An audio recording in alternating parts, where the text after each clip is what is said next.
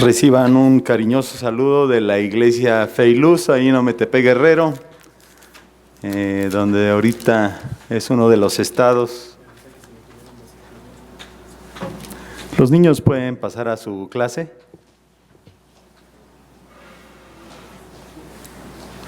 Entonces está dándole los saludos de la iglesia y también de Guerrero. Esperamos su visita para que les dé la chikungunya. Es una enfermedad muy sabrosa, muy dolorosa. Ya después de eso podrán bailar ustedes. Allá hay una cumbia que le llaman de la chikungunya, ¿verdad? Como pueden ver, hermanos, son dos pasajes de 1 hora cada uno. Creo que me dio el ministerio, ¿verdad? Es larga la lectura. Pero estaba pensando, digo, bueno, si yo en mis congresos que voy me tengo que estar sentado unas 6 horas oyendo cosas que no edifican, pues aquí yo creo que los hermanos me pueden aguantar por lo menos 1 hora, ¿verdad?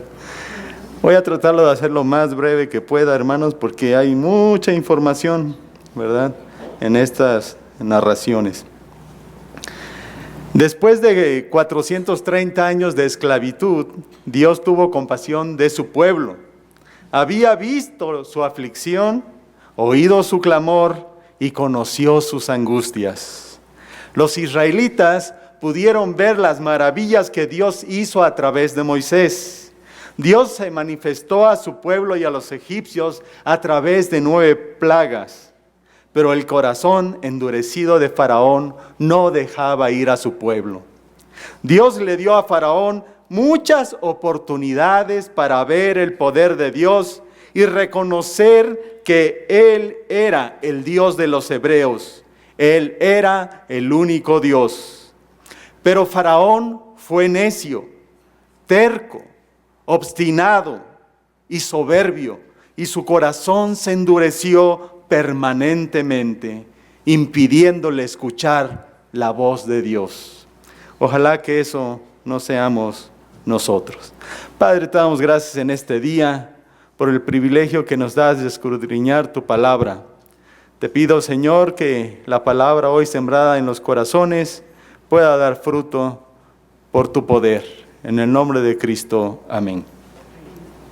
Con la muerte de su hijo primogénito, el corazón de Faraón se quebrantó y dejó ir a los israelitas. Ahora 600,000 estaban caminando bajo la protección de Dios, que se manifestaba como una columna de nube durante el día y como una columna de fuego durante la noche, para que caminasen día y noche. Su primera parada fue en Sucot, y la segunda en Etam, donde acamparon a la entrada del desierto. Había 2 rutas para escoger: la del norte, por el camino de la tierra de los filisteos. Pero Dios no los llevó por allí, porque el Señor sabía que este pueblo no estaba preparado para la guerra.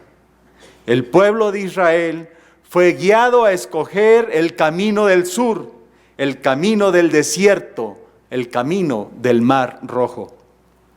En Éxodo capítulo 14, en los versículos 1 y 2, Dios habló con Moisés y le da unas instrucciones muy precisas. Di a los hijos de Israel que den la vuelta y acampen junto al mar. Le dice que acampen delante de Pi-Hahirot, entre Migdol y el mar, hacia Baal-Zephón. La orden de Jehová: den la vuelta y acampen junto al mar. Para un observador, la ruta que los israelitas estaban tomando no tenía sentido. Primero iban en una dirección, tal vez seguían a las caravanas que salían de Egipto, y luego de repente dan la vuelta. Parecía que el pueblo de Dios se había perdido. Sin embargo, Dios tenía un plan para su pueblo. Muchas veces nosotros no entendemos a Dios. A veces nos lleva a lugares opuestos que no entendemos. Nos suceden cosas que a lo mejor no tienen sentido para nosotros y nos preguntamos por qué nos sucedió esto a mí. Sin embargo, debemos esperar con paciencia porque quizá no lo sepas, pero Dios tiene un plan diseñado para tu vida. Debes solo creer y obedecer para ver cumplidas sus promesas. Moisés y el pueblo confiaron en Dios y le obedecieron y se dirigieron al lugar donde Dios quería que estuviesen. Dios, en su omnisciencia, sabía lo que Faraón iba a decir de los hijos de Israel. Encerrados están en la tierra, el desierto los ha encerrado y por eso están dando vueltas. Y esto era precisamente lo que Dios quería que Faraón creyera. Dios le dijo a Moisés que guiara a Israel por un camino que parecía no tener sentido. Sin embargo, Dios estaba preparando una emboscada para Faraón. Dios también tenía un propósito para aquellos que no lo reconocían como Dios. El propósito era que los egipcios supieran que Él era Jehová. Hoy hay gente como el pueblo de egipcio que está cegada, que tienen una mente carnal y el corazón endurecido. Como dice Efesios 4:18, por la dureza de su corazón tienen el entendimiento oscurecido y no gozan la vida que viene de Dios porque son ignorantes. ¿Cuántos de los que estamos hoy aquí le hemos reconocido como Él quiere, como nuestro Dios, como Jehová de los ejércitos, como el que todo lo puede, el que todo lo sabe y está en todo lugar, nuestro Señor y único Salvador? Por eso es que nos congregamos para alabarle, para darle la honra y gloria y cantamos: Santo, solo tú eres digno. Estamos aquí para oírle y obedecerle, para decirle que estamos con Él agradecidos por todo lo que ha hecho en nuestras vidas, por sus bendiciones recibidas, por el cambio de vida que Él nos ha dado, habiéndonos sacado de nuestro Egipto. Fue dado aviso a Faraón que el pueblo de Israel huía. No había regresado de Sucot, no había regresado de Etam, y ahora se estaban dirigiendo hacia Pi-hahirot. El corazón de Faraón, dice la palabra de Dios, se volvió contra el pueblo y dijo: ¿cómo hemos hecho esto de haber dejado ir a Israel para que no nos sirva? Las ciudades estaban paralizadas, no había gente que hiciera el trabajo. Los esclavos eran los hebreos, quienes hacían ladrillos, construían las casas, las ciudades, servían en las casas y en los palacios, tipo de mexicanos en otros países. Los egipcios se dieron cuenta que ya no tendrían la mano de obra gratuita para sus proyectos de construcción. Y Faraón, dice su palabra, la palabra de Dios, unció su carro y salió con todo su ejército. Faraón tenía los mejores recursos militares. En ese tiempo los carros eran la tecnología militar más sofisticada. Las fuerzas de Faraón eran formidables. La persecución, queridos hermanos, fue exitosa.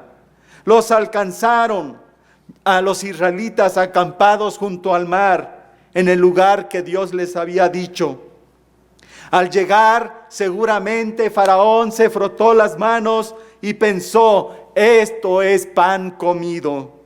Pronto los tendré de regreso en Egipto como esclavos. Y exclamó como Dios lo había anunciado: encerrados están en la tierra, el desierto los ha encerrado. Faraón simboliza a Satanás, quien mantiene a la gente esclavizada a sus pecados y no los deja acudir al llamado de su Señor. Muchas veces nos ha dicho: encerrado estás en el alcohol, en las drogas, en el tabaco. Encerrado estás en la pornografía, en la fornicación, en el adulterio. Encerrado estás en la homosexualidad. Encerrado estás en las enemistades, en los pleitos, en los celos, en las iras, en las contiendas. Estás perdido. No hay escapatoria para ti. La verdad, queridos hermanos, parece que así es. Muchos profesamos la religión cristiana, pero aún vivimos encerrados y esclavizados por nuestros pecados. Para el pueblo de Israel, lo que dijo Faraón era verdad. El pueblo no podía avanzar, estaba encerrado en ese lugar.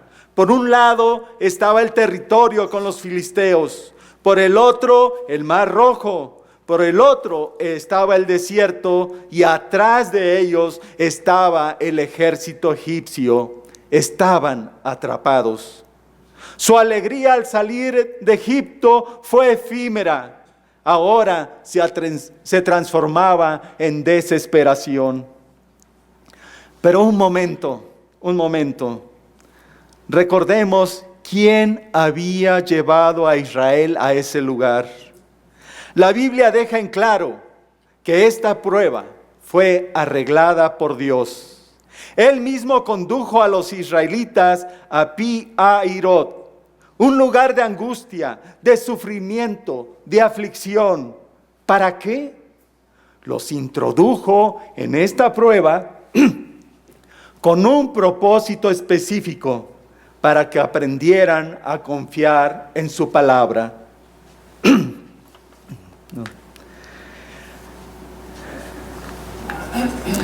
Jehová, yo he oído de ustedes en los testimonios que expresan que Él siempre está con nosotros, que podemos sentir su presencia, pero a veces Él nos lleva a nuestro Pi-Hahirot y nos encontramos como el pueblo de Israel, angustiados, afligidos.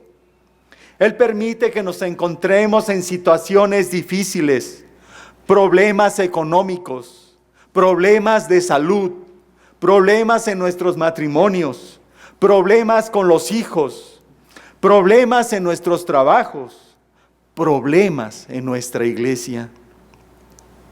¿Para qué, Señor? Para que aprendamos a confiar en su palabra, porque Él debe probar nuestra fe. La vida cristiana no es un camino fácil. Dice la palabra de Dios en 2 de Timoteo capítulo 3, que todos los que quieran vivir piadosamente en Cristo Jesús padecerán persecución. En los momentos de prueba, muchas veces pensamos que todo está perdido, pero no debemos olvidar que quien nos permitió vivir esas experiencias fue Dios, quien tiene el control de todo lo que sucede.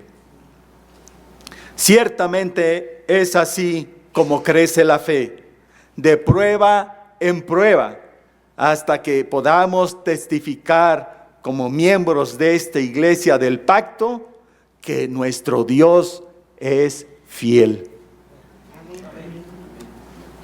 ¿Cuál fue la respuesta de los hijos de Israel? Dice que cuando Faraón se acercó, los hijos de Israel alzaron sus ojos y vieron a los egipcios que venían tras ellos y temieron en gran manera. Israel tenía razón en tener miedo. Por un lado estaban los ejércitos de Faraón y por el otro el Mar Rojo. Dios dirigió a Israel hacia lo que parecía ser una trampa. No había manera de escapar excepto el camino por el cual habían llegado, y el ejército egipcio lo había bloqueado. Humanamente hablando, los egipcios podrían vencer fácilmente a los israelitas. Ante el temor, ¿qué hicieron estos? En primer lugar, clamaron a Jehová. Su primer respuesta fue acertada. Cuando nosotros nos encontramos en un problema difícil y que no observamos por dónde salir, debemos clamar a Dios, porque Dios, como dice el Salmo 46, es nuestro amparo y fortaleza, nuestro pronto auxilio en la tribulación. El acudir a Dios en las pruebas debe ser algo natural en los cristianos. Debemos acudir a Dios a la oración, a las escrituras, y con la ayuda de los hermanos de la iglesia podemos encontrar la ayuda y el consuelo que necesitamos en los momentos de prueba. Pero lo segundo que hicieron los israelitas no fue correcto. Se quejaron y le dijeron: ¿no había sepulcros en Egipto que nos has sacado para que muramos en el desierto? Por eso te decíamos: déjanos servir a los egipcios, porque mejor nos fuera servirles a ellos que morir nosotros en el desierto. Su temor, queridos hermanos, y clamor a Jehová no tenía sentido. Sus palabras hacia Moisés reflejaban una fe muy débil. Era absurdo pensar que Moisés planeó todo esto para dirigir al pueblo de Israel a su muerte en medio del desierto, después de haber sido libertados de Egipto con mano poderosa. Los israelitas se olvidaron de las señales que Dios había hecho a través de Moisés y Aarón y se comportaron poco agradecidos con el Señor. Israel no tenía ni una semana fuera de Egipto y ya habían comenzado a distorsionar el pasado, pensando que era mejor para ellos estar en Egipto que morir en el desierto. Que pronto se habían olvidado que los egipcios los hicieron servir con dureza y amargaron su vida con dura servidumbre. ¿Cuál fue la respuesta de su líder? Moisés dijo al pueblo unas palabras que demostraban fe. No temáis, estad firmes y ved la salvación que Jehová hará hoy con vosotros. La seguridad y confianza de Moisés es un ejemplo digno de imitar hoy día. Él dice: no temáis, estad firmes. Frase que una y otra vez se repite en la Biblia en diferentes tiempos, en diferentes circunstancias y con diferentes personajes, pues el temor y la fragilidad son componentes de nuestra naturaleza humana. Pero quien confía y conoce a Dios, actuará y confiará en su providencia. Moisés le dijo al pueblo de Israel que se mantuviera firme. Y esta es a menudo la dirección del Señor para el creyente en tiempos de crisis. A veces la desesperación te va a hacer que te arrojes en el piso. El miedo te dirá que te retires. La impaciencia te dirá que hagas algo ya, pero ahorita. Y la presunción dirá que te arrojes al mar rojo antes de que sea partido en dos. Sin embargo, a menudo el Señor nos dice simplemente que estemos firmes y que estemos tranquilos mientras Él nos revela cuál es su plan. Moisés no sabía lo que Dios haría, pero sabía cuál sería el resultado. Él sabía que Dios salvaría a su pueblo y que los enemigos de Jehová serían destruidos. Eso, queridos hermanos, es fe. Tenía la plena de seguridad que iba a recibir lo que esperaba. Estaba convencido de que iba a recibir las cosas que aún no veía. Moisés invita a su pueblo a ver la salvación que Jehová hará hoy. Solo los ojos de fe pueden ver el milagro antes de ser manifestado. La victoria sería completa. Los egipcios, les dijo, que hoy estaban viendo, nunca más los volverían a ver, que Jehová pelearía por ellos y que ellos por eso deberían estar tranquilos. La tranquilidad, queridos hermanos, de nuestro corazón debe reposar en el poder de nuestro Dios y no en las circunstancias que nuestros ojos naturales puedan ver. Siguen unas instrucciones que Dios le da a Moisés. Y le dice: ¿por qué clamas a mí? Ante el pueblo, Moisés se mostraba lleno de fe. Y esto era bueno, porque Moisés debía mostrar confianza en Dios ante su nación para incitar su fe. Pero ante Dios, Moisés clamó en desesperada oración. Y Dios le dijo: ¿por qué clamas a mí? ¿No confías en que yo libraré a mi pueblo? Queridos hermanos, hay un tiempo para orar y estar quietos esperando que Dios nos muestre el camino, mientras oramos y meditamos y buscamos su voluntad. Pero también hay tiempo para actuar, y este era el momento para la acción, para moverse. Y entonces Dios les da a Moisés una orden increíble: di a los hijos de Israel que marchen. El pueblo de Israel estaba, como dice el proverbio, entre la espada y la pared, entre los egipcios que los perseguían y un mar intransitable. ¿Qué podían hacer? Cruzar el mar Rojo simbolizaba caminar hacia una muerte segura. Dios les dijo: marchen. ¿Seguro, Señor?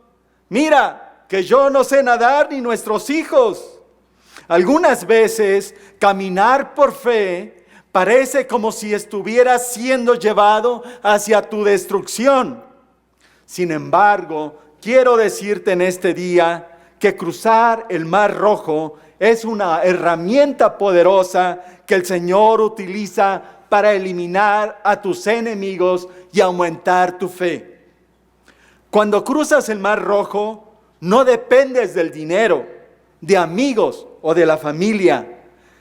Que podamos exclamar como lo hizo David en el Salmo 20, cuando dijo: estos confían en carros de guerra y aquellos en caballos, mas nosotros nos acordamos del nombre de Jehová nuestro Dios. Ellos flaquean y caen, mas nosotros nos levantamos y estamos firmes. El pueblo de Dios tuvo que creerle a Dios y empezó a caminar en dirección al mar. ¿Qué hay de nosotros como cristianos cuando nuestra confianza en Dios es probada? Por lo general, sabemos lo que debemos hacer. La pregunta en esta mañana es si lo haces o no.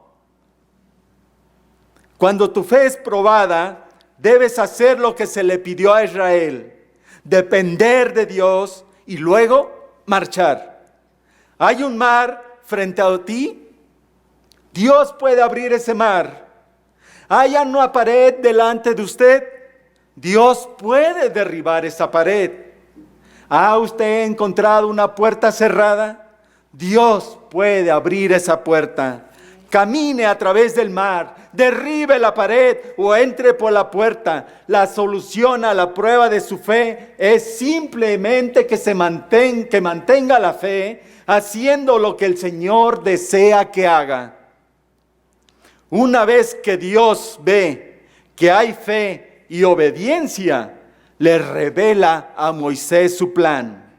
Y tú alza la vara y extiende tu mano sobre el mar y divídelo. y entren los hijos de Israel por en medio del mar en seco.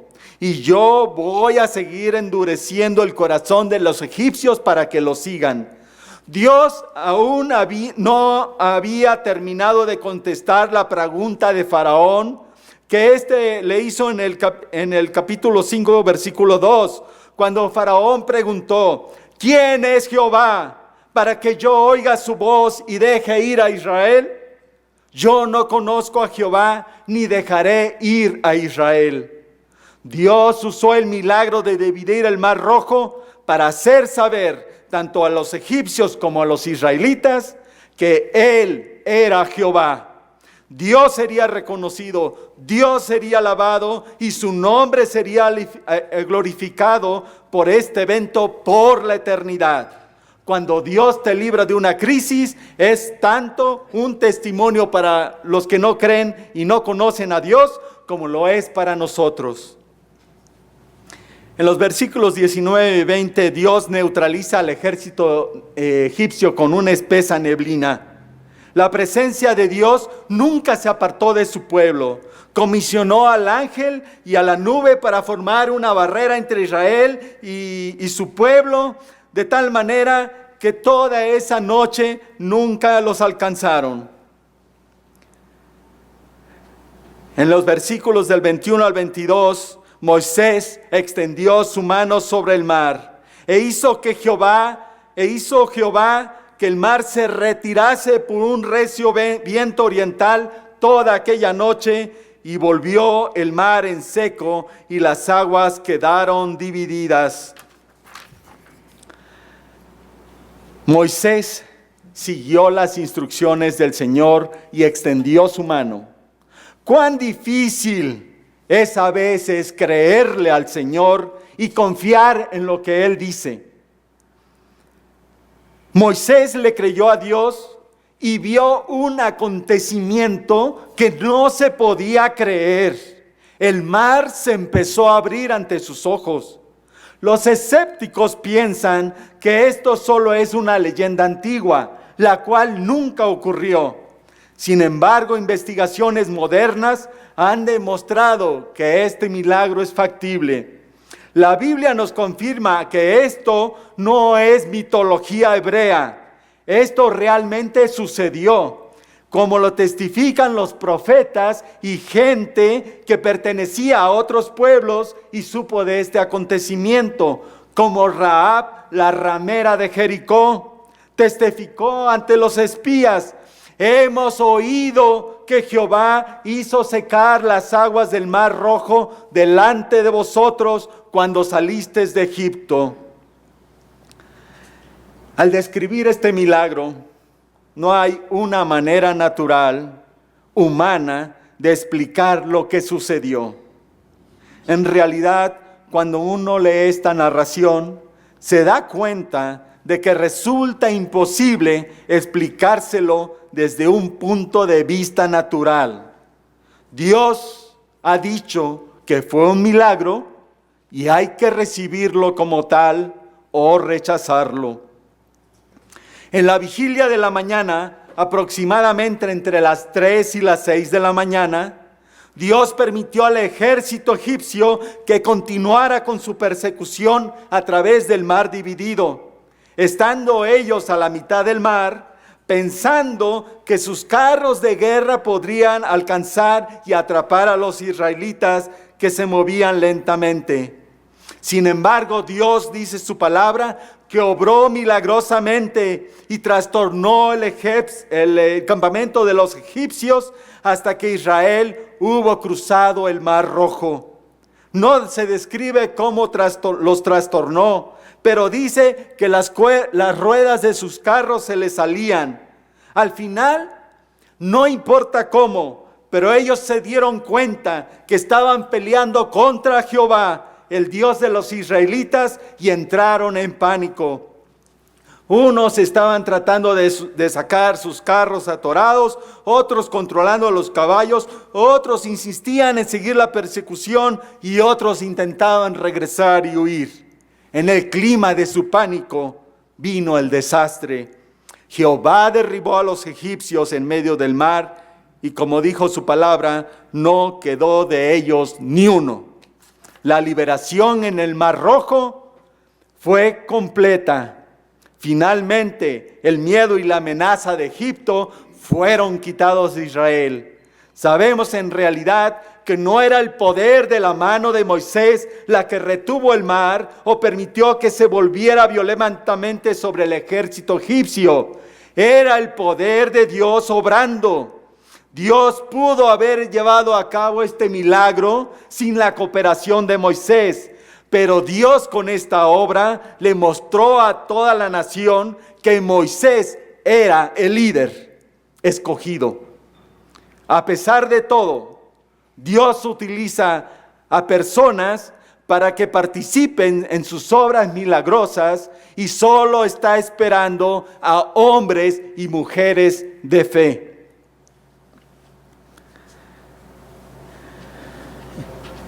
El pueblo, y vio Israel aquel grande hecho que Jehová ejecutó contra los egipcios, y el pueblo temió a Jehová y creyeron a Jehová y a Moisés su siervo.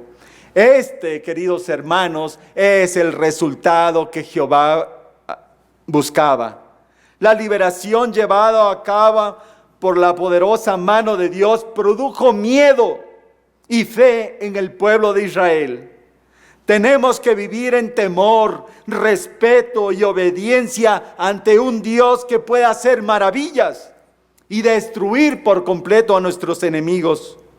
Este suceso extraordinario aumentó su fe en Dios y en Moisés.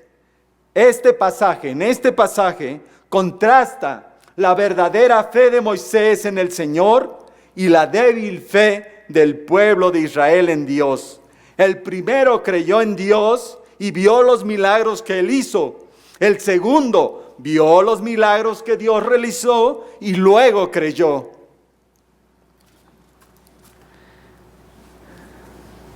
Bueno, es la primera parte, ¿no es cierto? Está bien. Israel, después que cruzó el mar, estuvo en el desierto 40 años.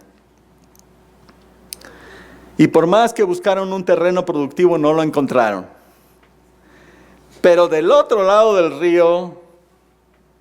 río Jordán, estaba Canaán, la tierra prometida, la cual, decía Dios, fluía leche y miel. Y entre ambas tierras había una división natural, el río Jordán. Moisés había muerto cuando Dios le ordenó a Josué: levántate y pasa el Jordán, tú y tu pueblo. Josué, como vimos en la lectura que leyó nuestro hermano Sterling, instruye al pueblo que cuando vieran el arca del pacto pasar, fueran en pos de ella. Ellas lo iba a guiar, pero deberían guardar una distancia de 2000 codos. Josué mandó al pueblo que se santificase. Debían dejar a un lado sus pecados y librarse de toda impureza, porque mañana Jehová haría maravillas entre ellos. Todo Israel sabía y no tenía duda que sin la ayuda divina no podrían cruzar el Jordán. Por lo tanto, depositaron toda su confianza en Dios. Como se leyó, los sacerdotes pasaron con el arca al frente y el pueblo lo siguió descendiendo y caminando con gran seguridad hacia las aguas del Jordán. En este evento, en el versículo 7, Dios también quería confirmar a Josué como el líder de Israel. Y también Jehová le da instrucciones a Josué cómo deberían realizar el cruce. Los sacerdotes deberían parar en medio de Jordán. Y Josué habla con el pueblo y le transmite lo que Dios le dijo. Y le transmite la confianza de que Dios estaría con ellos. Estoy sintetizando. Su fe fue recompensada. El milagro ocurrió. Tan pronto como las plantas de los sacerdotes que llevaban el arca tocan la ribera del río, las aguas sorprendentemente se dividieron. Las que venían de arriba se detuvieron y las que descendían al mar se acabaron. Los sacerdotes avanzaron hasta en medio del río y se quedaron detenidos, dice la palabra de Dios, hasta que todo el pueblo pasó. Y una vez que ellos hicieron todo lo que Jehová les había pedido, cuando los sacerdotes salieron, las aguas del Jordán volvieron a su lugar corriendo como antes. La primera generación cruzó el Mar Rojo, pero no el Jordán. Estuvieron frente a él, pero no lo pudieron pasar. Cruzaron lo más difícil, pero no lo más fácil. Es triste encontrar en nuestras vidas que hemos cruzado por momentos muy difíciles y los más fáciles en esta iglesia nos están desanimando. Para cruzar el Jordán es necesario eliminar nuestra fuerza física y poner nuestra absoluta confianza en Dios. De lo contrario, no podremos cruzarlo. En el cruce del Mar Rojo, como del río Jordán, fue realizado por la obra de Dios. Pero si observamos el comportamiento del pueblo en ambas experiencias, la diferencia es notable y esa es la razón por la cual la primera generación no pudo entrar al Jordán. Dos milagros inexplicables, sobrenaturales. Un líder, Moisés, en el otro Josué. En el uno se abre el Mar Rojo y en el otro cruzan el río Jordán.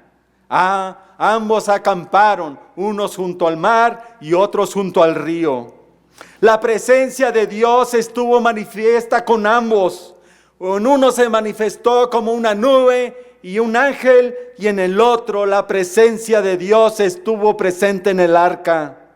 Ambos pueblos marcharon. Dios les dio la orden a cada uno de los líderes para marchar y para cruzar, cada uno, unos el Mar Rojo y otros el Jordán. El mar se abrió al alzar la vara y extender Moisés su mano. El río Jordán se abrió al pisar los sacerdotes la ribera del río. Con este milagro, Dios confirma su liderazgo, el liderazgo de Moisés al cruzar el Mar Rojo, y al cruzar el río Jordán confirma el liderazgo de Josué. La primera generación que cruzó el Mar Rojo nace en Egipto, clama a Dios, pero también es un pueblo que se atemoriza, que se queja, que cruzó el Mar Rojo en desorden. Y después, cuando vio los milagros que Dios había hecho, creyó, temió y celebró con pandero y danza.